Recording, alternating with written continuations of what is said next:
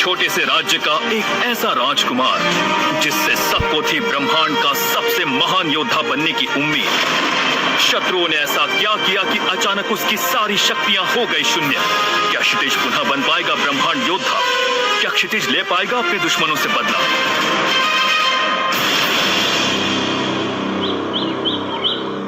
क्षितिज अपनी साधना से बाहर आया। वैसे तो वो और भी देर तक साधना करना चाहता था, लेकिन उसके महल के बाहर, जिसे क्षितिज महल भी कहा जाता था, वहां बहुत शोर हो रहा था। उसकी 6 बहनें और तीनों जीजा उसके साधना कक्ष के बाहर खिलखिलाकर हंस रहे थे। क्षितिज ने बाहर आते ही मजाक के अंदाज में पूछा, क्या हुआ दीदी, मेरे जीजाजी इतना झूम झूम कर नाच क्यों रहे हैं? क्या आप तीनों ने हमेशा के लिए मौन व्रत ले लिया? युगंधर, जो सबसे बड़ा जीजा था, डरते हुए बोला, अरे साले साहब, हमारे इतने अच्छे भाग्य कहां कि हमें ऐसी शांति मिले। सरोजा ने आंखें चौड़ी करते हुए पूछा, क्या कहा आपने? युगंधर घबराते हुए बोला, कुछ नहीं महारानी। क्षितिज ने हैरान होकर पूछा, लेकिन कोई तो बताए, मेरे महल के सामने इतना शोर क्यों हो रहा है? सरोजा ने कहा,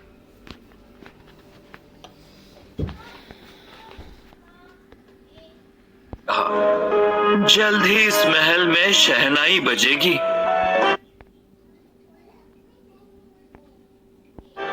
मतलब मीनाक्षी दीदी की सगाई पक्की हो गई? अब मुझे समझ में आ रहा है। सरोजा दीदी, ये सही बात नहीं है, अब मैं आपसे बात नहीं करूंगा। इतना कहकर क्षितिज नाराज हो गया। लेकिन बात तो सुनो छोटे। अरे साले साहब, अरे भैया सुनो तो। सब चिल्लाते हुए क्षितिज के पीछे दौड़े, जो गुस्से में राजमहल में महाराज नरसिंह के पास चला गया था। पिताजी, ये सही बात नहीं है। बिना बताए सगाई पक्की कर दी और राज्य का राजकुमार होते हुए भी मुझे कुछ नहीं पता। ये तो अन्याय है। अब ये सब सहन से बाहर हो गया है। गुस्से में क्षितिज महाराज नरसिंह के पास जाकर बोला। महाराज चौंक गए, क्योंकि वे तो बस इंतजार कर रहे थे कि क्षितिज की साधना पूरी हो और उसे ये खुशखबरी दे। महाराज नरसिंह ने मजाकिया अंदाज में कहा, ठीक है, फिर तुम्हारी मंगनी जो प्राणधारा साम्राज्य की राजकुमारी राज्य लक्ष्मी से पक्की हुई है, उसे मैं तोड़ देता हूँ। क्षितिज गुस्से में बोला, हाँ कर दीजिए इनकार, मेरी अनुमति के बिना मेरी बहन की। फिर उसने पिताजी की बात पर ध्यान दिया। क्या? मेरी सगाई? महाराज ने सेवकों को बुलाकर कहा, कोई है? जल्दी से एक चिट्ठी तैयार करो और उसे प्राणधारा साम्राज्य में भेज दो।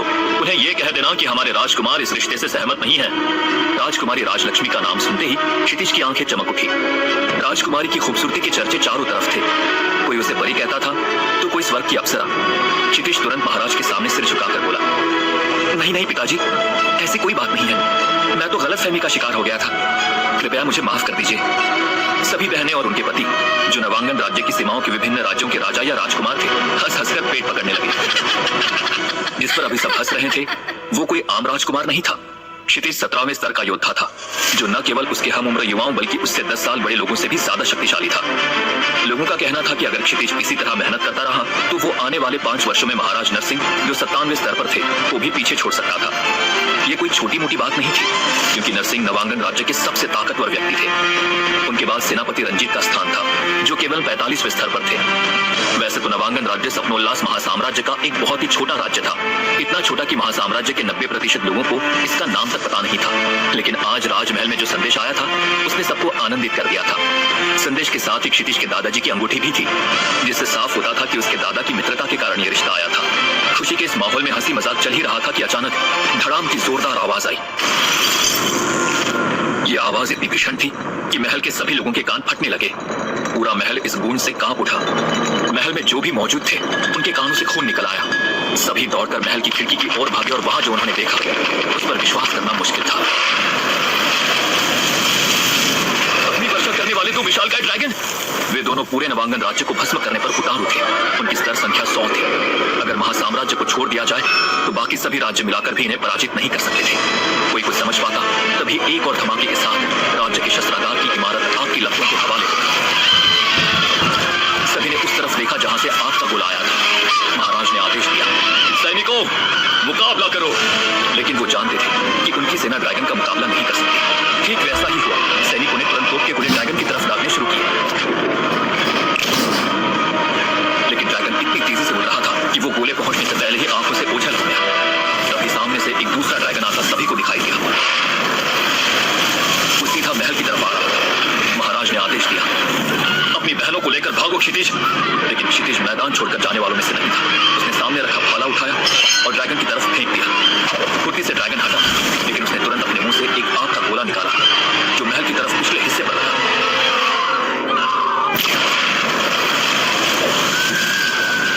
सभी बहनें डर से कांप रही थी। क्षितिज, तुम या मैं इन ड्रैगन का मुकाबला नहीं कर सकते। तुम्हारी शक्तियां उन्हें छू भी नहीं सकती। क्षितिज ने गुस्से से पूछा, तो क्या पिताजी हम खामोश रहे? नहीं, लेकिन उनसे बदला लेने के लिए तुम्हें भी ड्रैगन हासिल करना होगा। अभी तुम अपनी बहनों के साथ यहाँ से सुरक्षित जगह पर चले जाओ। महाराज इतना तय ही पाए थे कि दोनों ड्रैगन दोबारा वापस लौटे और महल पर आग के गोलों की बौछार कर दी।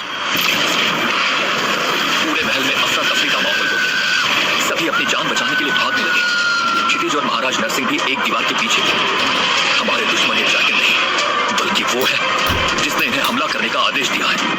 तुम यहाँ से भागकर अपनी जान बचाओ ताकि समय आने पर उन्हें सजा दे सको। इतना कहते ही महाराज ने क्षितिज को एक और भागने का इशारा किया। क्षितिज ने असहमति से अपने पिता की आंखों में देखा। नहीं पिताजी, मैं आपको यहाँ छोड़कर नहीं जाऊंगा। क्षितिज, स्थिति को समझो। एक राजा और पिता का कर्तव्य होता है कि अपने परिवार और राज्य के लिए आखिरी दम तक लड़े। जब तक राज्य का एक भी नागरिक इस महल में है, मैं महल छोड़कर नहीं जा सकता। और एक पुत्र और राजकुमार का कर्तव्य है कि वो अपने पिता और राजा का आखिरी सांस तक साथ दे। इसलिए मैं नहीं जाऊंगा। क्षितिज अपने संकल्प के लिए दृढ़ था। महाराज ने उसे समझाते हुए कहा, और एक भाई का कर्तव्य, क्या तुम्हारा कर्तव्य नहीं कि अपने राजा के आदेश का पालन करो? मुझे कुछ नहीं होगा, तुम जाओ यहाँ से। महाराज ने उसे हल्का सा धक्का देकर उस तरफ जाने को कहा, तो वो अपने आप को रोक नहीं पाया और उस तरफ भागा। उसके जाते ही एक आग का गोला महाराज की तरफ आकर गिरा। क्षितिज ने जब देखा तो वो वापस अपने पिता की तरफ मुड़ा तो उसने देखा कि उसके पिता घायल अवस्था में जमीन पर गिरे हैं। उसके मुंह से भयंकर चीख निकल गई, पिताजी! वो आंखों में आंसू और क्रोध लेकर उनकी तरफ दौड़ने लगा, लेकिन क्षितिज महाराज तक पहुंच पाता उससे पहले ही दूसरे ड्रैगन ने आग की लपटों से महल की बुनियाद पर हमला कर दिया। महल धीरे धीरे ढहने लगा। क्षितिज ने किसी तरह से अपने आप को संभाला और अपनी तलवार से उड़ते हुए ड्रैगन की तरफ कूदा, लेकिन उसका वार खाली गया और वो जमीन पर आकर गिरा। ड्रैगन ने जब क्षितिज को वार करते देखा तो वो वापस पलटा। क्षितिज ने देखा कि उसके पिताजी महल के एक हिस्से के साथ नीचे गिर रहे हैं। पिताजी! उसकी आंखों में आंसू थे। उसे यकीन नहीं था उसके पिता उसे छोड़कर जा रहे हैं। उसी समय ड्रैगन ने आग की लपटों से क्षितिज के ऊपर वार कर दिया। क्षितिज फुर्ती से हटा, लेकिन तभी महल का एक बड़ा सा टुकड़ा उसके ऊपर गिर गया। क्षितिज उसके नीचे दब गया। उसने उठने की पूरी कोशिश की, लेकिन वो नाकाम रहा। तभी उसने देखा कि ड्रैगन उसी की तरफ उड़ता हुआ आ रहा है। क्षितिज ने पूरी जान लगाकर अपने ऊपर गिरे पत्थर को उठाने की कोशिश की, लेकिन अब उसके शरीर में शक्ति नहीं बची थी। तभी उसे एक ड्रैगन उसकी तरफ आता दिखाई दिया। क्षितिज ने उठने की कोशिश की, लेकिन उसकी शक्ति शून्य हो गई थी। क्षितिज की आंखें धीरे धीरे बंद होने लगी। ड्रैगन को अपनी ओर आते हुए देखते देखते उसकी आंखें कब पूरी तरह से बंद हो गई उसे पता ही नहीं चला। उसे लगा मानो वो धीरे धीरे एक अंधेरी खाई में गिर रहा हो। उसे अपना शरीर हल्का होता हुआ प्रतीत हुआ। वो अपनी रगों में बहते हुए खून को महसूस कर सकता था। उसे अपने दिल की धड़कन महसूस हो रही थी, जिसकी रफ्तार धीरे धीरे कम हो रही थी। तभी अचानक उसके शरीर को एक जबरदस्त झटका लगा, मानो किसी भारी शक्ति ने उसके शरीर में प्रवेश किया हो। उसे अपना रक्तचाप बढ़ता हुआ महसूस हो रहा था। दिल की धड़कन भी धीरे धीरे बढ़ रही थी। उसका मस्तिष्क भी अब समझ नहीं पा रहा था कि उसके साथ क्या हो रहा है। अचानक 1 साल बाद उसकी आंखें खुली तो उसने सामने खड़ी अपनी बहन अमृता को देखा। दीदी, हम कहाँ हैं? और हमारा परिवार? क्षितिज को आंखें खोलकर बोलते हुए देखना मानो अमृता के लिए कोई सपना हो। उसके चेहरे पर हल्की सी मुस्कान तैर गई। उसने क्षितिज के चेहरे पर प्यार से हाथ फेरा। क्षितिज ने अपना सवाल दोहराया, दीदी हम कहाँ हैं? और हमारा परिवार? हम महावन राज्य के जंगल में हैं। तुम 1 साल से कोमा में थे और हमारा परिवार और राज्य तबाह हो गया। कुछ नहीं बचा क्षितिज, कुछ नहीं बचा। इतना कहते कहते उसकी आंखों से आंसू निकल गए। क्षितिज की आंखें गुस्से से लाल हो गई। लेकिन वो ड्रैगन कहां से आए थे? क्षितिज ने अपनी कमजोर आवाज में पूछा। उसकी आंखों में अब क्रोध की चिंगारियां जलने लगी थी। अमृता ने अपने होंठ काटते हुए कहा, नहीं पता। क्षितिज ने अपनी मुट्ठियां भींचते हुए पूछा, किसने भेजा था उन्हें? अमृता ने मायूसी से जवाब दिया। उसकी आंखों में भी वही आग दिख रही थी जो उसके भाई की आंखों में भी थी। मालूम नहीं। क्षितिज अचानक चिल्लाते हुए बोला, फिर क्या मालूम है आपको? उसकी आवाज से गुड़िया की दीवारें कांप उठी। वो दर्द से करहाते हुए अपना सर पकड़कर बैठ गया। उसके घावों से फिर से खून बहने लगा। पिताजी, कहाँ हो आप? उसके मुंह से एक दर्दनाक चीख निकली, जिससे जंगल के पक्षी भी चौंक कर उड़ गए। मत रो क्षितिज, अमृता ने उसे अपनी बाहों में भरते हुए कहा। दोनों भाई बहन एक दूसरे से गले लगकर रो रहे थे। क्षितिज के आंसू अमृता के वस्त्रों को भिगो रहे थे। किसने भेजे थे ड्रैगन, कैसे ड्रैगन के हमले से बच गए थे क्षितिज और अमृता, जानने के लिए सुनते रहिए ब्रह्मांड का रक्षक, सिर्फ पॉकेट एफएम पर।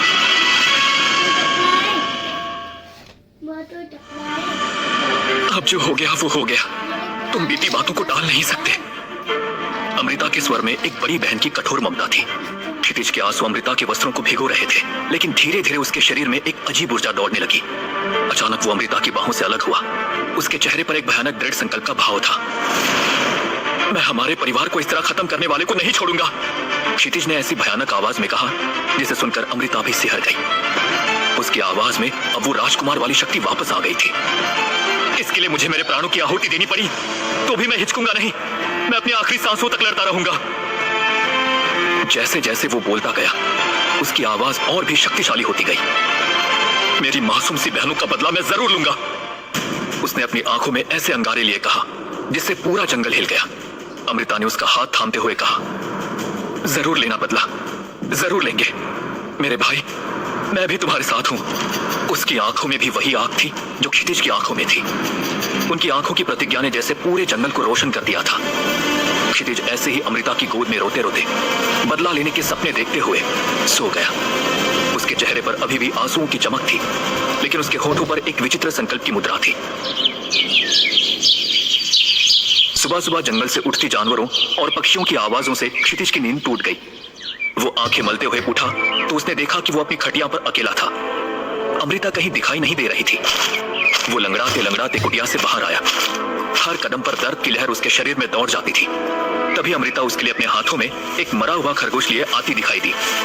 उसके बाल बिखरे हुए थे, चेहरे पर मिट्टी के धब्बे थे, लेकिन आंखों में वही दृढ़ता थी। लो इसको पकाओ और खा जाओ, क्षितिज के सामने खरगोश को फेंकते हुए अमृता बोली। उसकी आवाज में अब राजसी ठाट नहीं, जीवित रहने की कठोर वास्तविकता थी। क्षितिज ने हैरानी से कहा, लेकिन दीदी मुझे कहाँ खाना पकाना आता है? मैंने अभी तक खाना बनाना छोड़ो अपने महल में रसोई घर देखा भी नहीं है। उसकी आवाज में एक राजकुमार की असहायता महसूस हो रही थी, जो अब एक साधारण मनुष्य की तरह जीने के लिए मजबूर था। अमृता ने कठोर स्वर में कहा, देख छोटे, उसकी आंखों में अब एक नए जीवन की शिक्षा थी। अब तुम हमारे नवांगन राज्य के महल में नहीं हो कि तुम्हें दासियां खाना पकाकर खिलाएंगी। अब तुम्हें सब कुछ खुद के हाथों से करना सीखना होगा। उसकी आवाज में अब कोई रियायत नहीं थी। पिछले 1 साल में मैंने भी सब कुछ ऐसे ही सीखा है, शिकार करना, फल चुनना और अपनी और तुम्हारी चोटों के लिए जड़ी बूटी ढूंढकर इलाज करना। लेकिन अमृता दी, क्षितिज ने निराशा से कहा, मैं तो सिर्फ शक्तियों का अभ्यास करता रहा हूं और अभी तो मुझे और जोरों से तैयारी करनी है और कड़ी मेहनत के साथ हमारे दुश्मन को हराना है। उसकी आंखों में फिर से प्रतिशोध की ज्वाला जल उठी। अमृता ने उसके कंधे पर हाथ रखते हुए गंभीरता से कहा, एक बात सुनो छोटे, तुम्हें मैं बताना ही भूल गई, तुम्हारी शक्तियां शून्य लेवल पर आ गई है। क्या? क्षितिज ने विश्वास न करते हुए अपने शरीर में शक्ति भरने का प्रयास किया, लेकिन उसे केवल थकान और खालीपन का एहसास हुआ। उसका चेहरा पीला पड़ गया, जैसे किसी ने उसकी जिंदगी की रोशनी ही छीन ली हो। अमृता ने सच्चाई बयान करते हुए कहा, हाँ, तुम्हारे सारे लेवल्स खत्म होकर सीधा 0 हो गए हैं, क्योंकि तुम्हारे शरीर में जितनी भी शक्ति थी वो बॉडी रिकवर करने में लग गई। उसकी आवाज में अब दया का भाव था। अब क्या करूं दी? क्षितिज ने टूटे हुए स्वर में पूछा। उसकी आंखों में निराशा के बादल छा गए थे। मेरी शक्ति एक 5 साल की बच्ची जितनी हो गई है, अब मुझे पहले वाले लेवल पर आने के लिए ही 10 साल लगेंगे। उसकी आवाज में अब हताशा और क्रोध का मिश्रण था। क्या होगा मेरा? कैसे ले पाऊंगा मैं हमारे नवांगन राज्य का बदला? वो अपने सर पर हाथ रखकर बैठ गया। उसके कंधे हताशा से झुक गए थे। रो मत छोटे, अमृता ने एक नई आशा के साथ कहा।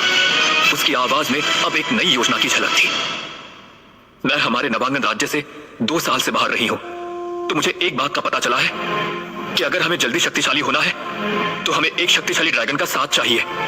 उसकी आंखों में एक अद्भुत चमक थी। दोनों मिलकर ट्रेनिंग करते हो तो तुम्हारी लेवल 2 गुना हो जाती है। क्षितिज गुस्से में बोल पड़ा, ड्रैगन का नाम मत लो दीदी, उन्होंने ही हमारे राज्य को तबाह किया है।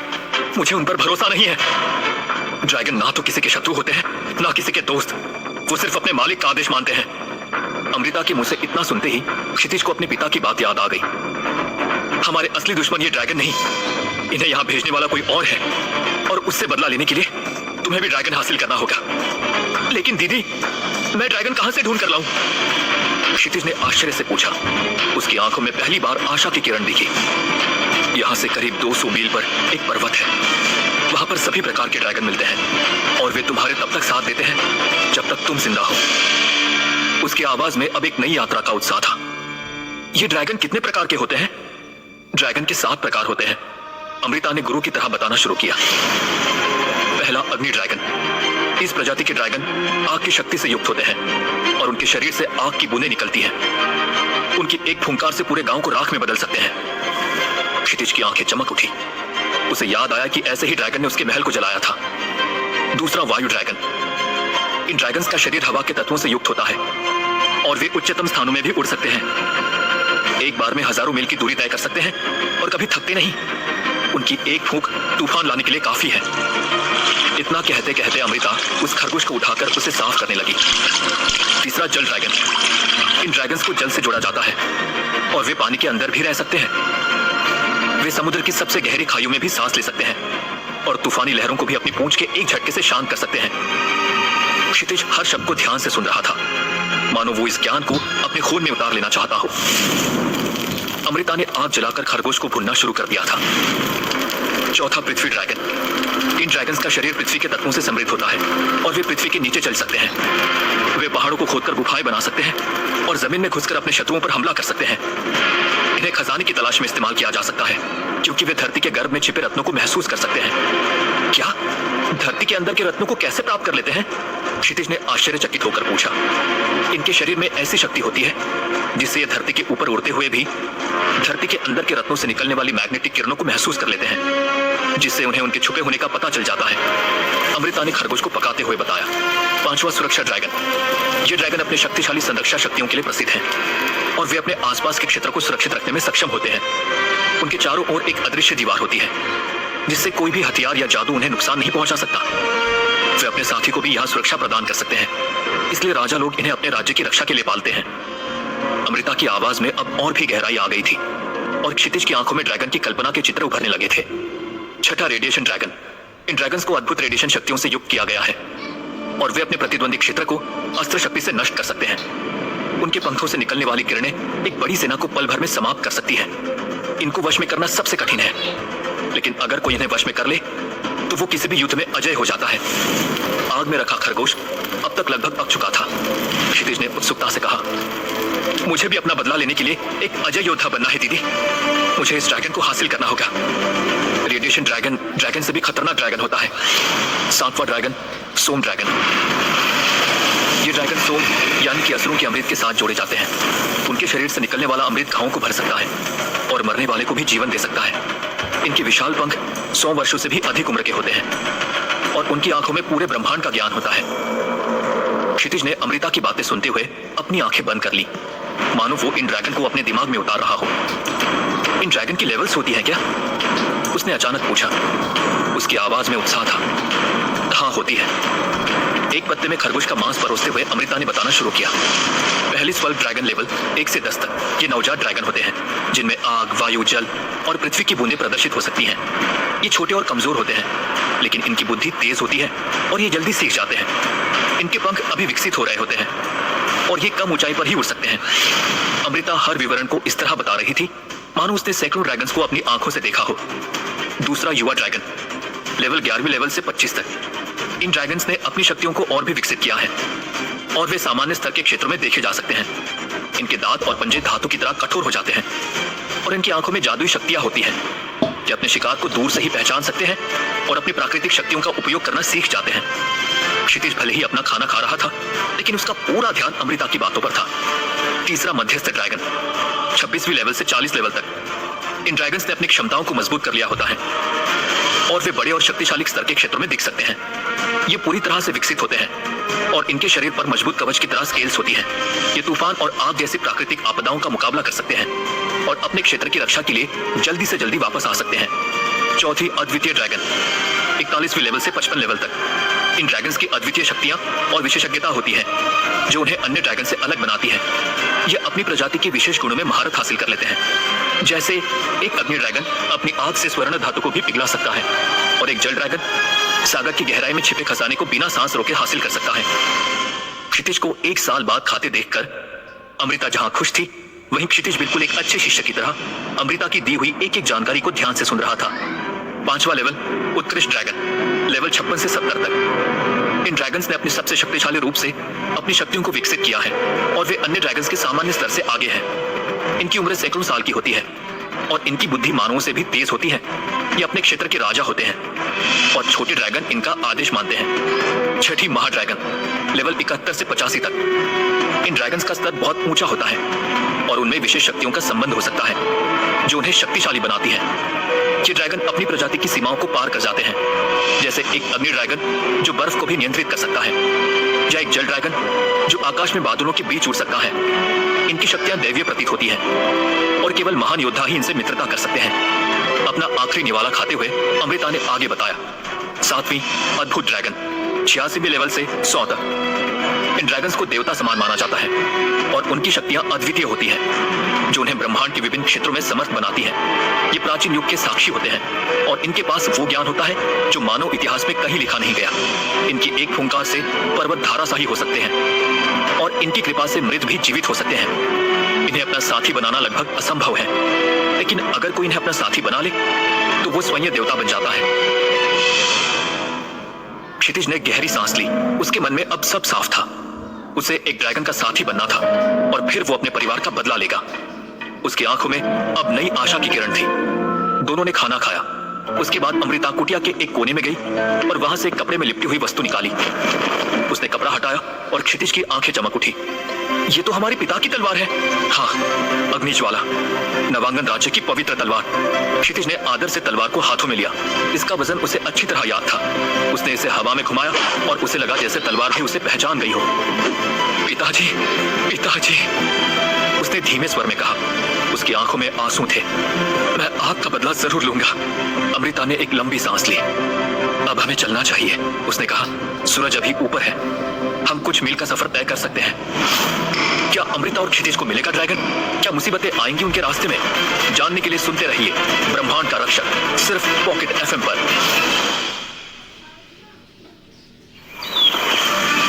दोनों ने अपनी सफर की शुरुआत की। कई घंटों तक वो चलते रहे। तभी उन लोगों ने देखा कि कुछ लोग सामने एक जानवर से लड़ाई कर रहे थे। लड़ाई भी घमासान चल रही थी। जानवर और वो लोग दोनों पक्ष जख्मी हो गए थे, लेकिन कोई भी।